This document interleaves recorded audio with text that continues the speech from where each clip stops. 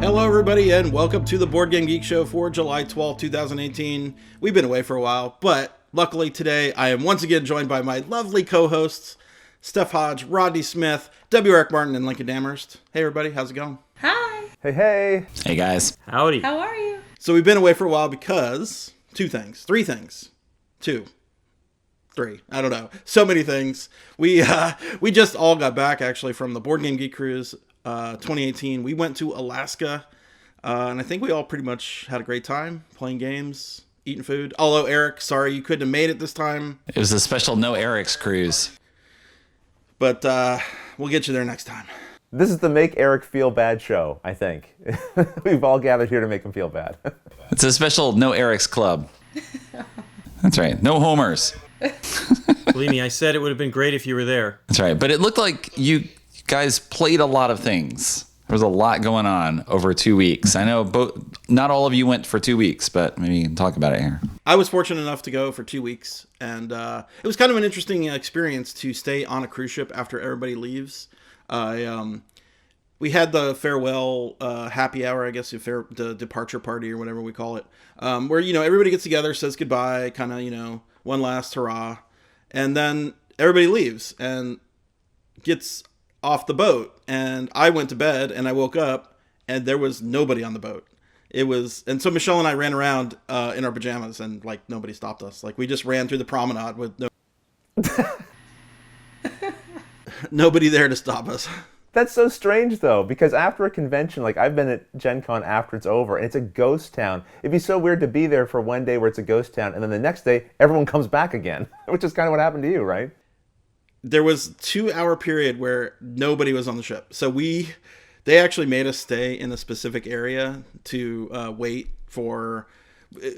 The thing that lets you get around on the ship is called the C-Pass card. It's just your key to life on a ship. We had to get new C-Pass cards. So we had to wait in the bar and hang out and just talk and stuff. And there was a few of us. It was Alan and Jeff and Janet, I think, and Alon. And so that was the group. And John and Laney. And so that was the group that was returning for the second week. And Michelle and Christine. Them as well. So we waited around for about an hour, and then we got our new cards. We had to actually go off the ship for one step and then come back on. We walked out and then came back on, which is kind of weird. I thought it was going to be terrible that you guys had to leave the ship anyway. I'm like, why can't they just have them on a spot in the boat and just wait? Well, we did wait, but in order to, how they check you out of a ship and they scan your card? I guess that kind of clears the roster, and then you get back on. They rescan the new card. So, it was a minor inconvenience. I was awake anyway. So, I know all of you guys had to get off at 7 a.m. It was so crazy. The ships are crazy. They get you off as fast as possible. Yeah, that was real bad. Yeah, so the gaming was pretty incredible. We had a dedicated conference room. We brought 400 games from the BGG library. You could also game in the dining room on the sea days, which I think, Steph, you did some of those days, right? You saw whales and stuff. Oh my god, it was amazing. It was amazing gaming up in the dining area because you're watching the mountains go by and you're just enjoying the view and playing games. It was so good. I think some people even caught sight of whales going by, too, while they were playing. Yeah, we did while we were up there. Yeah, we saw orcas as well. Yeah. We were very lucky to see the orcas because from what I heard, I went on a whale watching excursion, by the way, on week 2, which was amazing. I would highly suggest the whale watching. I was super whatever. I didn't want to go, but I'm really glad I went. But the guy was super informative. He told us pods of killer whales travel up to 100 miles a day looking for food. So just to see them go by at that moment is just super lucky. So it's cool to see that. That's cool. Well, in addition to that big library of games that you guys brought, people also brought their own games. There was a little mini library to the side that I thought was kind of fun, where people just saying, hey, here's some games. If you want to take them and play these too, you can. And I thought that was kind of a neat little gesture of people's own personal libraries from that week of the cruise anyway. In the second week, did you have the same thing, a little personal collection of games people had brought? Yeah, so one thing that was different on the second week is on the Thursday afternoon after we got back from Victoria, we have to pack up the games. So we packed everything up around 4 p.m. So that kind of leaves the whole evening of the final night without a library. However, people had brought so many games to play. The room was just full still, with people just playing. So just stuff they had brought and what other people brought. They were just sharing. It's such great feeling to, if the games are gone, people still had games to keep the gaming going all night long. Yeah, I saw that Facebook post. And I was kind of bummed. I saw the time that it was posted. I'm like, wow, the whole library is taken down and the tables are down. But obviously you guys moved all the ship's tables over to the other side out of that shot, which is good because I thought how terrible that would be that you couldn't... Game the last night. Yeah, exactly, because that was one of the best things about the final night for us. Yeah, and that's definitely, other people brought suitcase of games. Yeah, how terrible if you couldn't have just constantly been gaming the entire time on a cruise. How terrible and tragic would that have been? You would have to spend time doing other things for 4 hours while waiting for your ship to go to bed. And actually, you have to pack your bags, too, right? Yeah, maybe a round of craps. Yeah, Steph and I played craps on the final night. And we rocked. We won. We were winning hard ways like crazy, which never happened. I love those hard ways. Does anybody else have anything to add about the cruise? We had such a great time. It's hard to remember all the different things we did. Well, I just want to say this. I want to say this for Steph's sake. I played 21 games, Steph. Okay? That's pretty good, right? Nice. Pretty good? Yeah, thank you. And they weren't all the mind. I've played 50 games of the mind. I believe it. Oh, brother. Out of 93 games. Oh, you still beat me. I also wanted to point out that we got to go to really cool excursions, and I took a lot of awesome photos, and I'm sure Scott took a lot of awesome photos, and we will be sharing some of those on the Geek. You can see all the fantastic sights that Alaska has to offer. We saw a glacier. We saw an awesome garden with beautiful flowers. It was amazing. We took a train over a bridge that looked like it was something from like the Roadrunner. That we did not go over that bridge. We just saw that bridge. We went by it, but you know which one I mean, don't you? Of course I know what bridge you mean. For a second, I thought we were going to go over that bridge, and I'm like, does that bridge going to hold this train? The excursion's really great. I was really happy with how little difficulty I had balancing the time I spent gaming as well as enjoying the cruise. Before I went, I was like, how am I going to balance my time? Of course I want to play games all the time and stuff, but I also am there with my family. I want to make sure that I'm taking advantage of the cruise life a little bit too. And I thought it was a perfect balance, really. I thought it was a really good experience that way. Anytime I wanted to play a game, it was not hard to find someone to play games with, but when I wanted to go do something cool, it was easy to find things to do. And it also meant that my family, who maybe didn't want to game quite as much as I did, they had lots of options and things they could do. Yeah, I do wish Eric could have made it because I had been thinking about playing games with him the whole time. We never really get that much of an opportunity to play. That's right. Instead, I was in Atlanta playing games with my mom. We played the mine. We got up to level 5 where she played at 29 a little while after playing 50. So she was still getting the concept here. Oh. A little while after playing 50. Okay. Lincoln, did you want to add any more about the cruise? I love the cruise. It was awesome to be able to meet a bunch of folks that... we obviously had a bunch of BGG Con people attending, but there were plenty of people that I have not seen at any BGG Cons.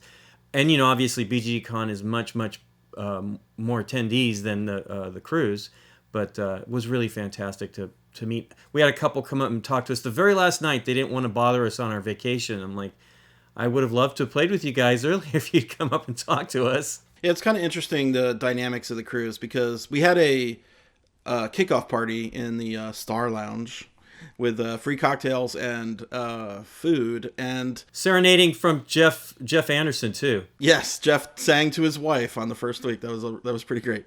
He rented the keyboard and lighting and all that stuff. That was so sweet. But what I was saying was everybody was a little bit reserved, right? Because the first day you're getting on that cruise, and if you have never been on a cruise, it's overwhelming, right? You jump on the ship and it's massively huge, and you don't know where you're going, and then all of a sudden you're like, hey, come to this happy hour and meet all these people you don't know.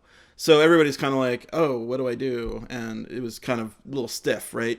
But on Friday or Thursday night, everybody's coming up to me like, hey, Aldi, how's it going? Everybody's friends by that point, right? So it takes a little while to kind of get, kind of comfortable with everybody and talking in a large group. It was like 250 people each week. I think a lot of people really enjoyed that opening and closing ceremonies. People who talked to me about it, they really thought that was kind of a highlight of the trip for them, having that kind of those bookending and getting everyone together kind of in one place.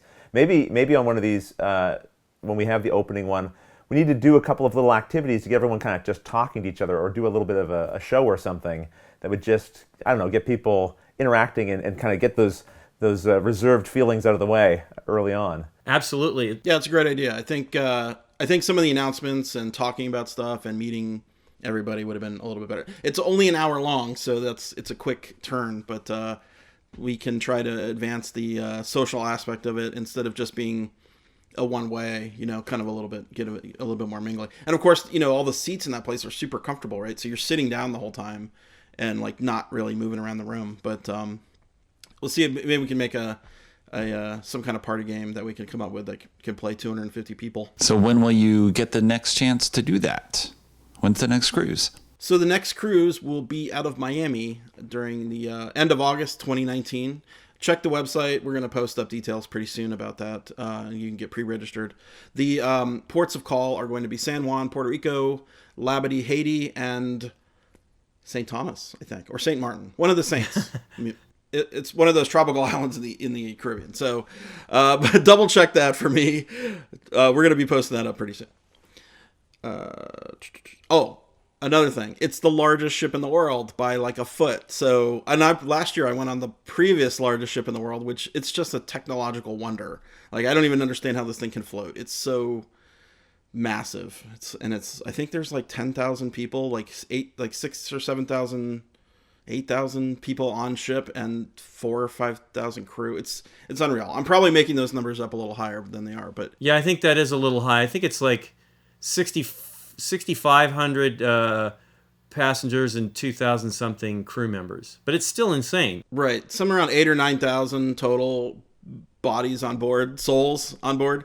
But here's the weird thing: like, I felt a little more crowded on our ship than I did on that ship last year. So, because I guess the way they use the space and stuff, they spread people out a little bit better. It is a smaller boat. You said that that main mall thing was much wider on the ship last year than this ship, so it was. Yeah, the promenade on those larger ships is almost twice as wide. Like, they have a full size car, and there's a replica of the Kafka head from Prague, Czech Republic. Really, Kafka? I can't believe they'd have Kafka on a boat. He doesn't seem very cruise friendly. Well, he wasn't really alive during cruise period. Maybe he would be. Come on, he was alive during cruise period. Not modern cruising, but old cruising, they used it to get around. He had to have taken a cruise at least once. Especially if they have unlimited free soft serve ice cream. That would be... It would convince anybody to take a cruise? Even Kafka. Just a soft serve ice cream story. On the morning of the glacier, when the ship sails into the Tracy Arm Fjord, and you get to look at this glacier, and which is mind-boggling, by the way, the ice. We went outside, and there was a line of people.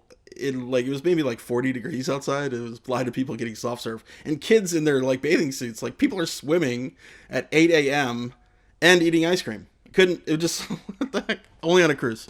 In non-cruise news, you can see the BGG team at Gen Con 2018. We will be setting up on Wednesday, August 1st in order to live stream for the 4 days of Gen Con, August 2nd through 5th. We will have a live version of the BGG show on Thursday around 6 o'clock in our booth, 1449.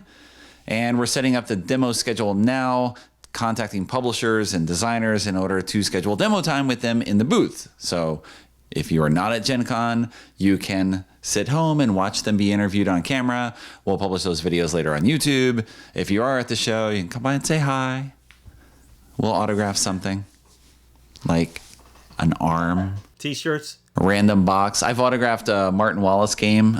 Some guy asked me to autograph that. Eric Martin Wallace. We also have a bunch of tickets available for the BGG Hot Games Room. The daytime hours are wide open, so if you want to start gaming at 10 a.m. and go to midnight, there's a lot of 2-hour slots in there, and they're $2 for 2 hours, so it's a pretty good deal. And we're going to have all the games there from all the publishers to try out at your leisure, and it's over at the Hyatt Regency, but you got to get your tickets first. You really should get the assigned tickets. The generics are lower priority than the reserve tickets, so... and we were pretty much sold out 5 p.m. onwards last year by the time the show came around. So if you haven't gotten them yet, get them now. I can't recommend it enough.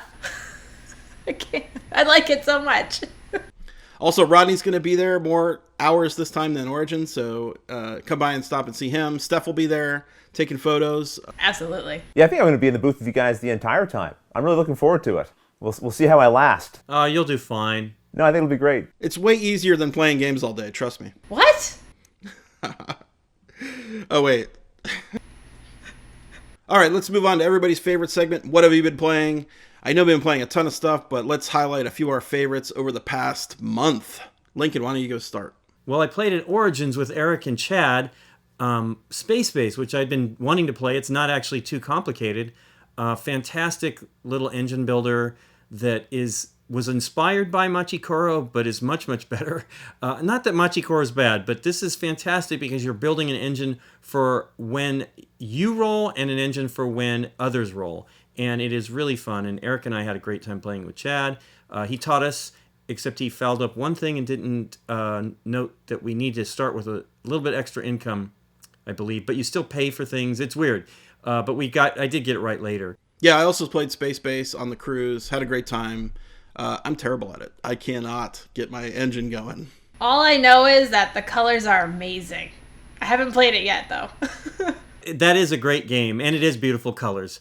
I also played Hippo from Martin Nedegaard Andersen and Helvetiq publisher. It is a very quick, similar to Oink Games type of game, small box, very, very small perfume box.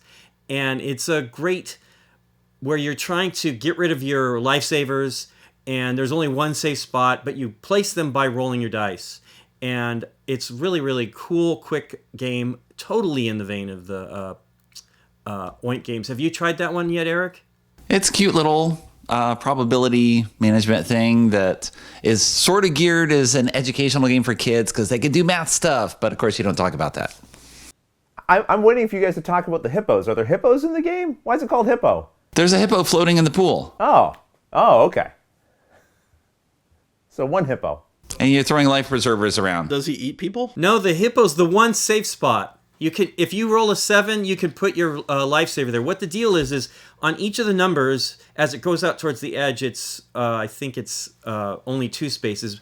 But you put your lifesaver on the bottom space, and as more lifesavers go on, they push off the top, and you have to take them back into your hand. So the deal is you're trying to get all of them out of your hand. They're just little discs. And the hippo's the one safe spot. He takes all the lifesavers and is just having a blast with them all. It's very, very good. And there is a hippo. Cool, we'll have to check that out at Gen Con. The other game I played with both Scott and Steph on the cruise was Istanbul, the dice game, which is here comes Eric showing it, from Rüdiger, Dorn, and AEG. AEG has just released it in the United States, and it's really, really great. I know Steph had mentioned that she preferred it to the base game. Do you still feel that way? I do, because I like dice. So I like pushing my luck to get what I need. And I never really succeed in that, but I still like trying that best. It is very, very fun. The other game I played was Gizmos from Phil Walker Harding and CMON. It's coming out, I think, at Gen Con, and it is a really, really great, kind of simple engine builder that every card you gain will help you in some way. And it is really very fast. I feel like you really hit the ground running, even though you start with one card, but the first card you get starts to help you, and you try to chain them all together, getting similar when you do one action that multiple things can happen. Really, really great fun. I know I played Eric with it, and he seems to be a savant for it. I thought I was good at Gizmos, and then I played with someone else who just crushed us. So maybe I'm not good. My spirit's broken now, and I have to play again. You do need to get the cards. They have to show up for you at the right time. I think research is one of the most powerful things in that game, especially for the larger cards, because you're basically trying to get what you can with the energy spheres that you have. The way it works, you have like 6 available energy spheres that you can choose from when you get to take a pick action. When you draw a blind, you reach into the reserve and pull whatever you get out. And it's really cool. You're building how many energy spheres you can hold, how many cards you can put in an archive. And any kind of build bonuses or pick bonuses, all kinds of great stuff that the game does really, really quickly. I think that needs an Orwellian description, though, where you say all cards are good for you, but some cards are better than others. What did you play, Eric? What I played, not on the cruise, and just announced from Wonderforge, a game called Villainous. You can see my light on the spotlighting on the box there. As I rotate it. It's a game for 2 to 6 players, and you represent one of the Disney villains. So you are Captain Hook, or Ursula, or the Queen of Hearts, or Prince John. You have your own personal deck, and you have a specific goal, and all of the people have different winning conditions. And on a turn, you're going to play some number of cards. You have to move your character in your realm. You're going to acquire power, play cards into your area. And possibly you are going to play fate cards where you take fate cards from another player's deck and play those cards on that player. So it's kind of interesting where you're siloed with your own material. If I am Ursula, I have the fate deck is Ariel and Prince Eric and other people who are going to be affecting me. King Triton are all going to be coming after me very specifically, and so players are going to play those specific characters on me, blocking actions I can take as I try to achieve my goal. I've played 3 times so far on an advanced copy, only 2-player, it's 2 to 6 players, so I can't talk about the multiplayer. If you get behind, it seems like you can really fall behind, but I think it's also just experience, because then I played Ursula a second time and did awesome because I knew what I was trying to do. And so, like many games, you have to figure that out. If you just draw blindly from the deck, you just, you see what happens, but then you play again and you get better. I know Ronnie's had a taste of it as well. I don't know if he wants to add something to this. I'm currently working on an instructional video for the game, and I think what you said that's kind of unique about it is just how everyone's objectives are different. Prince John is just trying to collect a lot of power. He's greedy. He wants money, right? And Captain Hook, he's trying to defeat Peter Pan. And so there's a little sheet for each player that tells you sort of what your objectives are. But not only that, you also sometimes have special powers that other people can't do. The decks are quite different. And I think they did a nice job retaining the theme there by having you play bad things from the other player's deck on them. So in other words, Peter Pan isn't going to go over and suddenly attack Prince John. Like, thematically, that would make a lot of sense. So the things with my deck make sense that they're attacking me in the way that they do. So yeah, I think it's going to be really interesting to see how this game is received. I'm pretty excited about it and happy to be sharing it. So I think once the word gets out about this game, it's going to be one that people are tracking down around Gen Con for sure. I should mention, too, the artwork on this is fantastic. I mean, this is one of those things, sometimes you see stills lifted from a movie, and it feels like maybe, it's been cheaped out a little bit, whereas these just look fantastic. It's the artwork from the movies that we all know and love, and I think it really pops and looks really great. It all sounds amazing. I can't wait to play that game. So excited. They also have these fantastic pieces for the characters where they're kind of symbolically represented in the game. So you can sort of see this is Ursula and Jafar. And there's a big plastic cauldron in the center to hold all the power. The production on it is quite nice. I think people are going to like that. It's got, of course, it's totally designed for the mainstream appeal with the Disney theme and the villains and this and that. And yet it seems like there is actually this solid game design and interesting approach to this multiplayer angle where, again, you're all independent and yet you get to poke each other. Yeah, I can't wait to play that. Is this coming out at Gen Con? Wonderforge will have copies at Gen Con. Wonderforge and Ravensburger are the same owner, so probably in the Ravensburger booth. Just for demo? I believe they will have copies there for sale that releases at the end of July. I predict this will sell 1 million copies before the end of the year. Okay, Eric, bring that to Gen Con. Okay. I want to play this. I love Disney stuff. Especially villains. What did you play, Steph? Oh, well, so on the cruise, we were taking a train ride. I mean, it was quite a long train ride. So it was 3 hours. And we ended up playing on the way back Unlock, The Adventures in Oz. And that was amazing. So I really enjoy the Unlock series in general. I haven't played all that many of them, but I have been enjoying what I have. And that... So you really need to know Wizard of Oz. It's really kind of a tricky one, and Scott was just on it. He, got everything, and I'm like, oh my god, you're so smart. Obviously, now that I know.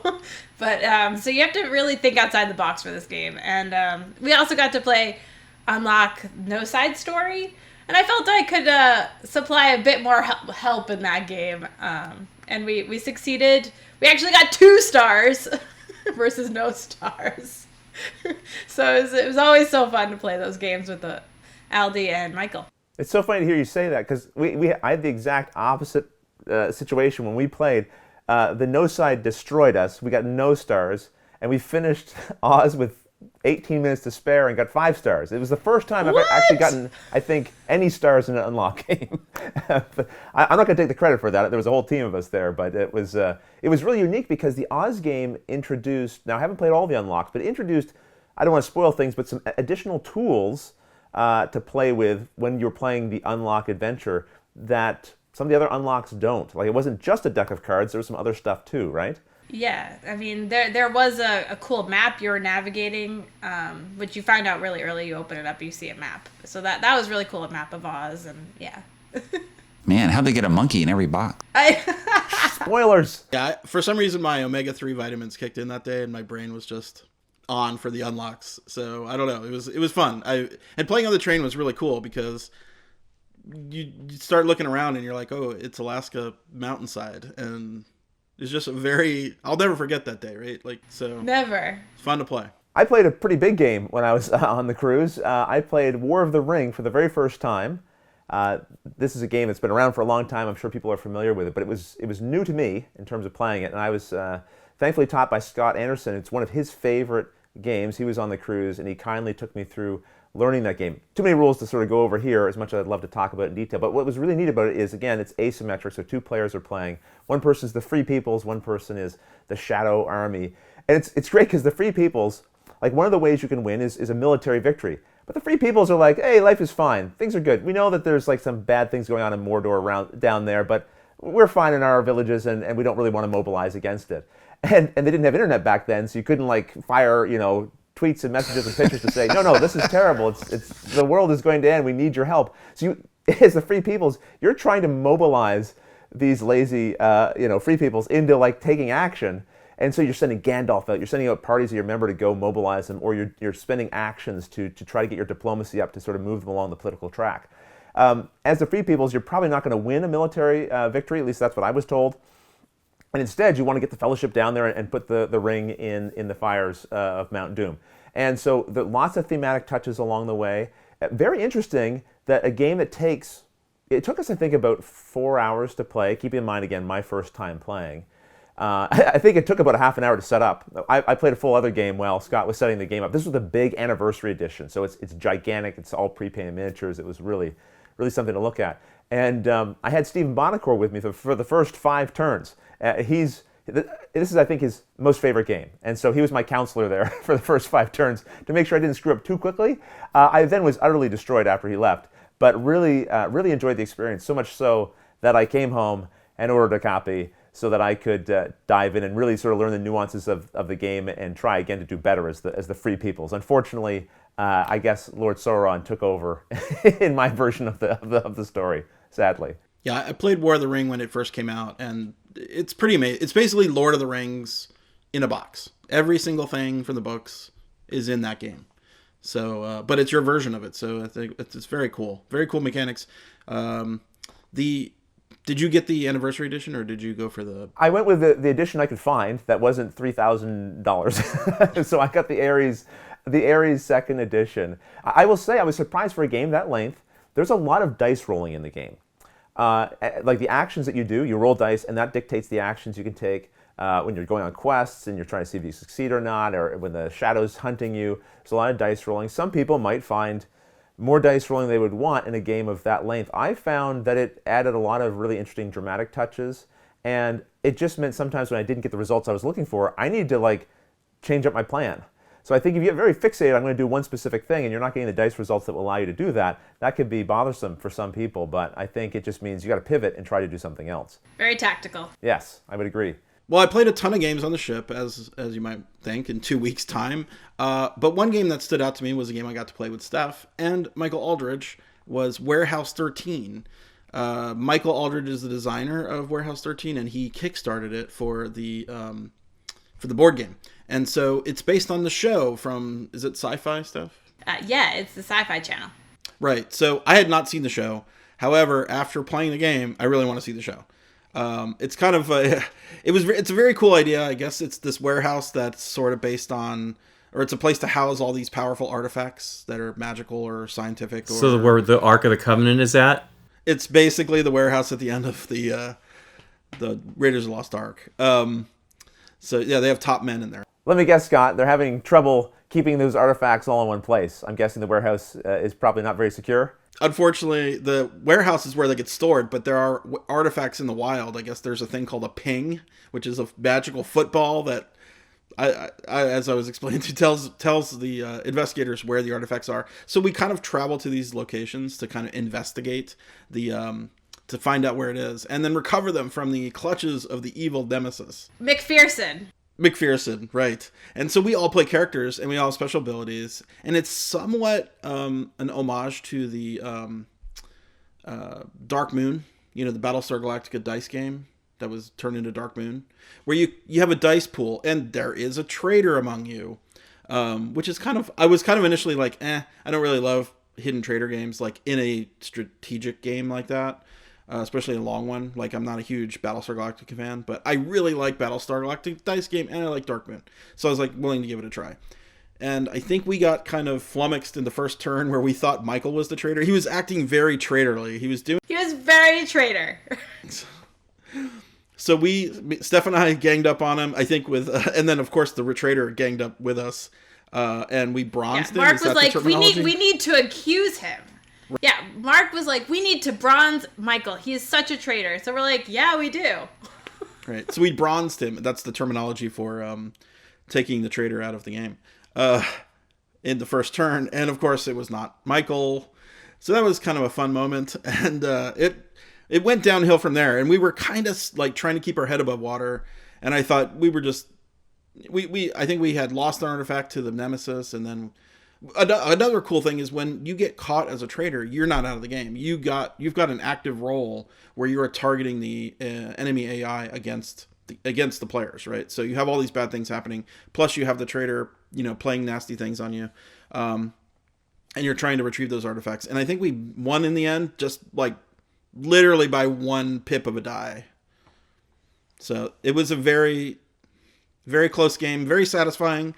If you like the show, you'll love this. It's got all the flavor. I don't even know the show, and I loved it because it's got the flavor, right? Like, the flavor could be anything. There are all these kind of crazy gizmos and artifacts, and so I was really happy that I backed it on Kickstarter back, I guess, a couple months ago. From what I heard, Michael is about to print the game. It's, like, really close to being published or printed. And you can do, he's still got a pre-order going, and I created a link for him. It's bit.ly/warehouse13 pre-order. So if you want to get on this train, you probably have like a couple weeks to do it. So, and I recommend it. Yeah, it was a lot of fun. But in addition to that game, we played a ton of games on the ship. I mean, I got to play Seventh Continent. I got to play stuff with Steph. We played The Mind a bunch. We played, just countless games. I should have logged everything, but I didn't. Just relying on my memory. But there were some great times. I got to teach Gigopolis a few times, so that's always a win. I enjoyed playing Menara a bunch of times on the boat. It's a game where you're stacking pillars and platforms and things, and I think people enjoyed the idea of playing that game on a boat that's kind of rocking. So it adds it's like the cruise ship variant for Menara. So that was a lot of fun. Yeah, I think I caught you on video collapsing our tower. Look, I think we all contributed to that. I was just the guy who did the final piece that knocked it over. Oops, sorry. So let's move on to our news segment, and I guess we got a couple really big Kickstarters to talk about. Eric, I know the game that you were most excited about, or what was the word? Flummoxed? I'm not Flummoxed of his existence. Are you talking about Cthulhu Must Die? No, Warhammer Monopoly 40,000. Oh, God, yes. This has sort of been announced. I'm actually not sure if it's been official or not, but I know it was leaked, and I've seen it in a couple different places. USAopoly has a license with Games Workshop to release Monopoly Warhammer 40,000, which I saw this at New York Toy Fair, and it was just like my head blew off because that is so far from what you imagine Games Workshop is in terms of reaching out to people and marketing their games. But they have turned the corner tremendously in the past couple of years where they're much more active with titles and reissuing things and republications and licensing. And now this has been announced, or at least close to announced. And it was so weird. I could not believe it, and I had to be quiet about it forever. And again, it's not a big deal for me. I'm not a Warhammer 40K fan, so I have no stake in it or a Monopoly fan or anything like that, but it's just the combination of the two and sort of the idea of this shifting marketplace where you have greater awareness of these gaming things that happen in the background, and yet they're all coming into the public and with much more public awareness and presence of those. I want to see what the player pieces look like. Like, I'm assuming it's not going to be a thimble. Like, is it going to be like a gun, a severed head? What are we talking? A power sword, a chain sword, a flamethrower. Right, exactly. I predict that the railroads will be the 4 gods of chaos. You're probably right, yeah. I don't know. I don't know more details. They just had the box, and they could just tell you a little bit about it, and then that was it. You couldn't talk about it at that time. So, And then head exploded. it's just, man, really? This? I don't know. It's just the licensing pair. And of course, you think about that, you're like, what else is possible with this sort of geek culture infiltrating mainstream culture? And just, it's now, there's no separation at a certain point. I mean, the Marvel Cinematic Universe is so much bigger and profitable than actual comics, right? It's exploded out into everyone knowing these characters rather than just the people who read them when they were young. So it's a very, very strange perception. So I don't know if that really counts as news, but that was sort of news. If you want another sort of public news along the same line, Wizards of the Coast is going to release a Transformers trading card game. In September 2018, they're going to tease it a bit at Comic-Con and at Gen Con, a little 4-pack of cards that you can't actually play anything with, but you get these exclusive cards just to fondle before the thing comes out at the end of September 2018, where you have a 2-player Autobot starter set, and you've got some booster packs, and you take your Transformers and fight. I'm not sure. There's more details beyond that. There's more than meets the eye. There you go. Yeah, the cards transform, not by like origami or anything where you have to fold them into something, but like they flip over. They're double-sided, so it's the vehicle form and then like their robot form. And it looks like, from what I was reading, because look, I love Transformers, especially the Generation 1 stuff, so I got pretty excited about this. And it looks like you build a team of characters that you're playing with, and then your deck supports the abilities and things that they can do. The only thing about this is that it is the CCG format. I always tell myself I can't do that anymore. And then games come along like this with a theme that I'm interested in, and I go, oh, maybe. You know, I don't know how you guys feel about the CCG format. Does it make you want to run away or not? I've never been even really involved in that. My involvement with Magic was pretty limited. You do play Star Wars Destiny, though, yes? Me personally? Yes. I mean, I have some Star Wars Destiny, and I've played it a little, but I'm not like Scott. Scott has a lot of that stuff. He subscribes. I am definitely one of those personalities that has to have all the cards and all the dice and all the... Gotta catch them all. Gotta catch them all. Yeah, I mean, luckily, I didn't get caught by the Transformers bug. I think I'm like 1 or 2 years older than you, Rodney, maybe a few more. But it wasn't a show for me then as a child. So unless the game is great, I will probably pass it. But collectible card games are what they are. You know, you either get into it. The thing about collectible card game is it's typically a 2-player game. And me personally, I don't love 2-player game experience. However, I do like Destiny. So I don't know. I keep saying I don't like 2-player, but then I have all these 2-player things I really like. But yeah, I mean, maybe it'll turn into one of those LCGs after a while, and then you could get all the fun stuff that most people can't get into. I don't know. Yeah, I don't know. I used to say like, well, CCGs is too much money, it's too much collecting, and then I look behind me and I go, oh, I'm already into CCGs. It's called the board game hobby. Those are all my packs of cards right there behind me. Like, it's just a different kind of collecting. It's basically the same thing. It's trading one type of buying for another, I suppose, at the end of the day. So whatever floats your boat. But I think I will probably dip a toe into this a little bit at the very least, just to see what it's like. Are they basing it on an existing system, or is it a completely new system? Not a lot of information has been revealed, but did you see anything, Eric? It seemed like it's its own system. I believe it's its own system. They did not give much in the way of gameplay details. Any designer attached to it, or is it? Nope, just Wizards of the Coast right now, and that's it. Well, I'll definitely check it out. I mean, I did like Transformers. I just wasn't obsessed as a kid with it. My brother was into it, and he had all the cars and all the trucks and all the guns and all the ships, which I think they had like several hundred different types of Transformers, right, in the end. So. And you will see them all eventually, as long as the game is successful. I mean, I had my own. I was in Magic for years. I mean, the weird thing about the collectible ones is they become a lifestyle game. It's like the people who play chess and they play nothing else, because you have to spend all your time sorting your cards and making decks and, you know, strategizing, and there's zero time for anything else. That's sort of the drawback, where eventually I realized how much time I was spending thinking about it, and then versus actually playing it was just like a fraction of sorting and organizing and blah and all this other stuff. I still have everything. I still have all the Magic stuff and my Lotus and the Moxa, but yeah. I could never do it. And why is that, Steph? I like games too much. You want to do a bunch of things, not just one thing, right? I want to do it all. It's hard to sample. Wizards is definitely catered to that with their dual deck releases, where it's a pair of decks that are meant to be played against each other, and you could just play that in theory and, you know, get this satisfying experience of what Magic is and have a competition. So that's possible, but of course, if you like it, then you might just, I'll drop another $40 on, and then down the hole. Don't buy it, Scott. I'll try. Just one pack, just one starter deck, just one pack. Just test it out. Yeah, sure. If they have foils, though, I make no guarantees. Which I'm sure they're gonna have foils. Buy it as a gift for your brother.